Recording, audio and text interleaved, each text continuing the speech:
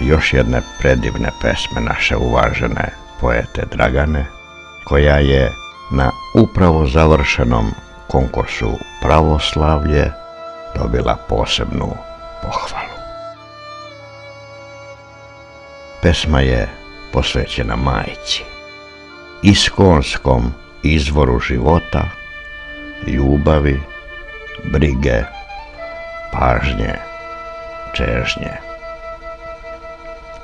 Majčino toplo krilo, nežan šapat i milovanje, oči pune strepnje i nadanja, suza tuge i suza radosnica ostaju doživotno u našem sećanju. Šušte sećanja.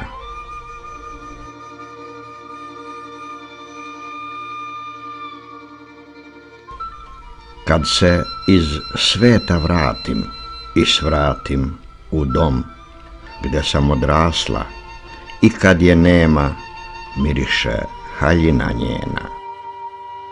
Pogača tek ispečena, uhvati moja ramena, nasmejana.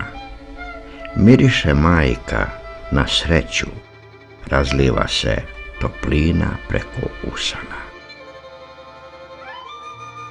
U drugoj sobi tišina, na stolu stručak ruzmarina, šušte listovi pod prstima, ko majka kad šapatom me doziva.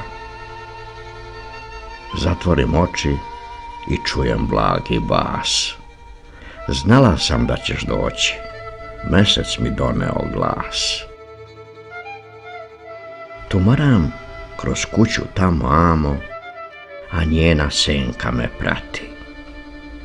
Otvaram ladice u ormaru, zagledam šaru pa se na krevet spustim i metnem glavu na jastuk njen. Mirišu suze, molitve, nada, miriše pitanje, gde li je sada? Sad plačem ja, rukom jastuk milujem, majku dodirujem. Miriše ljubav njena, mirišu nejaka ramena, bolesti što skriva od mene, pocepana pidžama, marama stara, miriše duša njena, mene ostala željna. Otvaram prozorsko krilo, majka mi ruke pruža, naručje puno ruža, u svakoj kap suza. Mirišu tragom njenim, jutrom blagoslovenim, šušte sećanja, slika trči kroz vreme. Sedam za sto u kuhinji, majka me pričom požuruje. Život ne čeka, kreni, ne brini kako je meni.